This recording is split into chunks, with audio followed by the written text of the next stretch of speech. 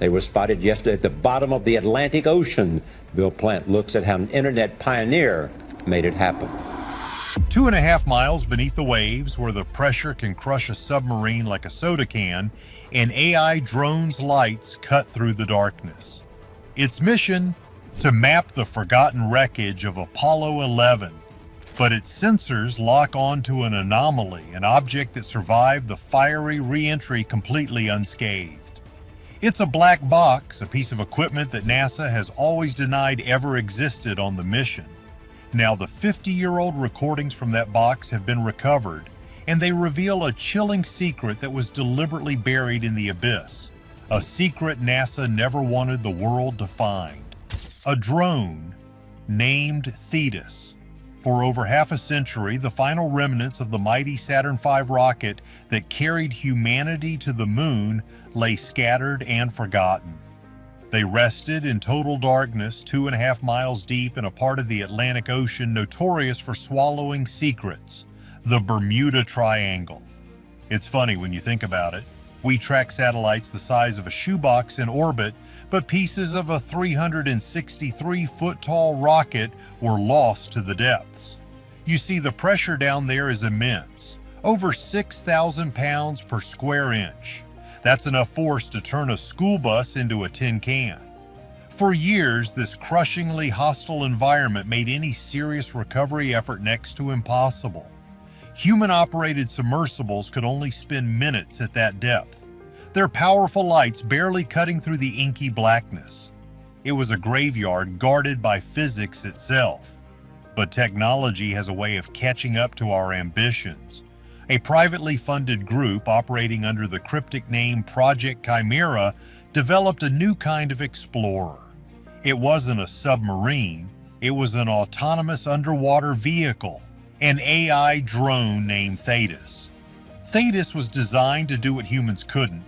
About the size of a small car, it was built from a reinforced titanium alloy capable of withstanding pressures that would liquefy lesser metals, and it could operate for weeks on end. It wasn't just remote controlled, it was guided by an advanced AI that could learn and adapt to its environment in real time. Its mission was simple on paper but monumental in practice. Create a complete three-dimensional map of the Apollo 11 debris field. For 12 straight days, it scanned the ocean floor. Its sonar arrays painted a haunting picture of twisted metal and scarred rocket components. The AI logged hundreds of pieces from the S-1C stage, the massive first stage of the rocket. It found fragments of the legendary F-1 engines, the most powerful single-chamber rocket engines ever built. These were the same types of engine fragments that Amazon founder Jeff Bezos' expedition had partially recovered years earlier. It was all going according to plan. The data was fascinating for historians and engineers, but ultimately expected. Wreckage, just as they thought. Then, on day 13, the AI flagged something that made no sense. About 500 feet away from the main engine wreckage, half buried in the silt, was an object. The drone's high-resolution cameras showed it was rectangular, about the size of a briefcase, and its material composition was completely wrong. The drone's advanced sensors, capable of analyzing material density and makeup, showed it was made of a titanium tungsten alloy with a ceramic coating that was virtually unscorched. The thing is, materials like that were highly experimental in 1969 and certainly not listed on any public schematics for the Apollo mission. Even weirder, the object was almost perfectly intact. It showed none of the catastrophic damage seen on the surrounding debris. It hadn't violently ripped apart during re-entry. It looked like it had been designed to survive. The project leaders on the surface ship were baffled. The AI, running millions of simulations a second, concluded there was a 0.01% chance this object was a standard piece of the Saturn V rocket. It was an anomaly, an outcast in a graveyard of familiar ghosts. The AI's primary directive was to map, but it had a secondary protocol: investigate anything that defied known parameters. Thetis extended its robotic arm, a delicate instrument capable of handling unexploded ordnance or, in this case, a potential historical artifact of unbelievable importance. As its claws gently brushed away the silt, a symbol came into view, etched into the metal. It wasn't the NASA logo. It was a simple shape, a triangle with 3 smaller triangles inside. This symbol wasn't in any database. Nobody wanted to say it out loud, but at that moment everyone in the control room knew this was no ordinary piece of space junk. This was something else entirely. This object was a ghost, a piece of the Apollo story that was never meant to be told. 50-year-old power. Getting the object from 2.5 miles down to the surface was an operation of insane difficulty.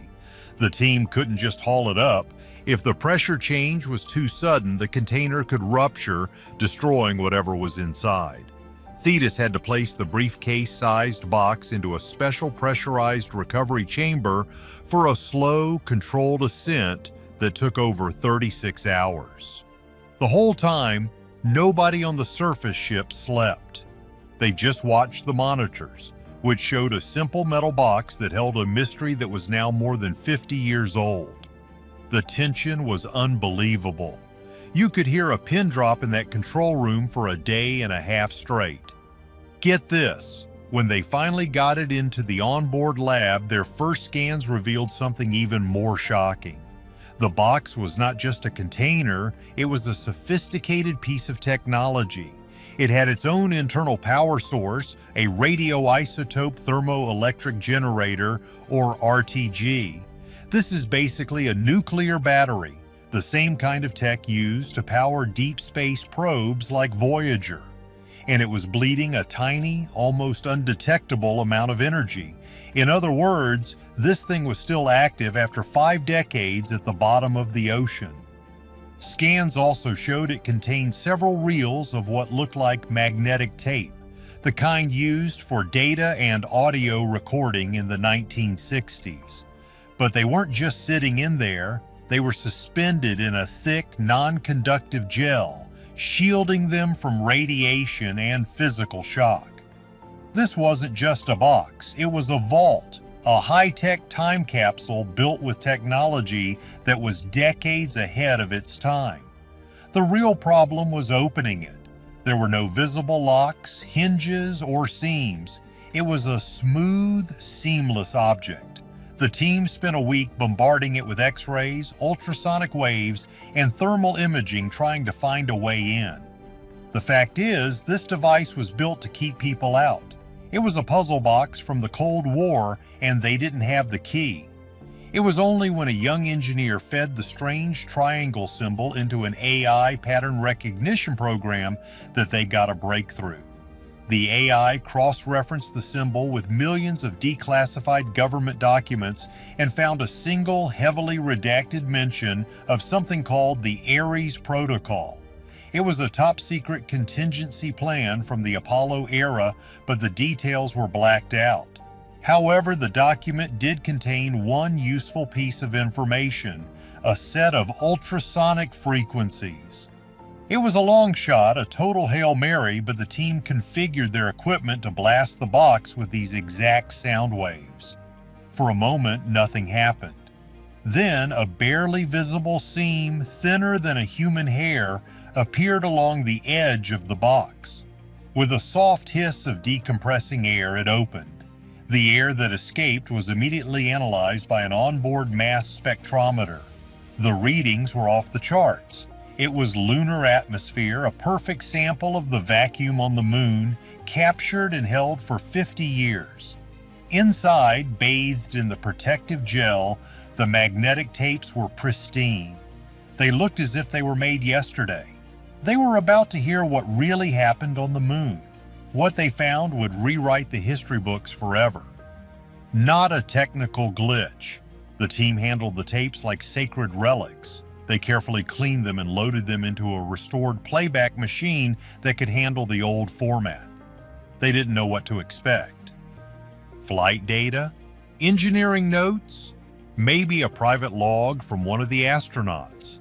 What they got was audio, crystal clear audio from inside the Eagle lunar module and from the astronauts' own headsets. The first hour of the recording was eerily familiar. They heard the famous transmissions that have been played in documentaries for decades. The Eagle has landed call, the heart-stopping tension as Neil Armstrong manually guided the lander past a field of boulders, and then his iconic words, "That's one small step for a man, one giant leap for mankind." It was all there, exactly as NASA released it. But then the tape kept rolling. The mission clock showed they were about 20 minutes into the moonwalk when the official NASA transcript notes a brief 2-minute communications blackout. The official reason was the position of an antenna. On this tape, there was no blackout. The recording was continuous. And in that 2-minute gap, the entire tone of the mission changed. Here's where it gets crazy. You hear Armstrong's calm, professional voice cut off mid-sentence. For several seconds, there's only the sound of his measured breathing. Then you hear Buzz Aldrin's voice, strained and hushed. He says, "What is that? Do you see that?" Another long silence. Then Armstrong replies, his voice tight with awe or maybe fear. "It's incredible. Oh my God, unbelievable." What followed was a frantic, whispered exchange that was never meant for public ears. They were describing something. "It's huge," Aldrin says, his voice cracking slightly. "It's built. It has angles. It's shining." The control room team on the ship listened, absolutely frozen. But the audio wasn't the only thing on the tape. The recorder had also stored the astronauts' complete biometric data. Every single heartbeat, every breath, their skin temperature, their brainwave patterns, it was all there. During these missing minutes, their heart rate spiked from a calm 80 beats per minute to over 160. Adrenaline levels surged. Their biosigns were screaming sheer awe and disbelief. This wasn't a discovery. It was a confrontation. Then, through the static of the transmission, a new sound emerged. It wasn't human and it wasn't from their equipment. It was a low-frequency, rhythmic hum, almost like a vibration that pulsed in a clear, intelligent pattern. The AI on the ship immediately flagged it as a non-random complex signal. It wasn't noise. It was structured. It was a language of pure mathematics. The astronauts weren't just looking at something. Something was communicating with them. That strange pulsing hum was the key to the entire mystery. Mission of confirmation. The rhythmic hum recorded on the tape was the key to everything. The AI on the research vessel worked for days to decrypt it, recognizing it not as audio, but as a form of visual data transmission. It's almost like an old dial-up modem, but infinitely more advanced. When the AI finally translated the signal, it wasn't a picture in the traditional sense. It was a wireframe model, a three-dimensional map rendered from the signal. And it showed what Armstrong and Aldrin were looking at. On the rim of a crater just a few miles from the Apollo 11 landing site stood a structure. It was massive, easily the size of a modern skyscraper, and it was unmistakably artificial.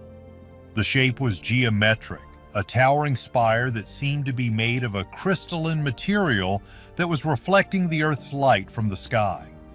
It wasn't a ruin. The data suggested it was active, emitting low levels of energy in the very hum that the recorder had picked up.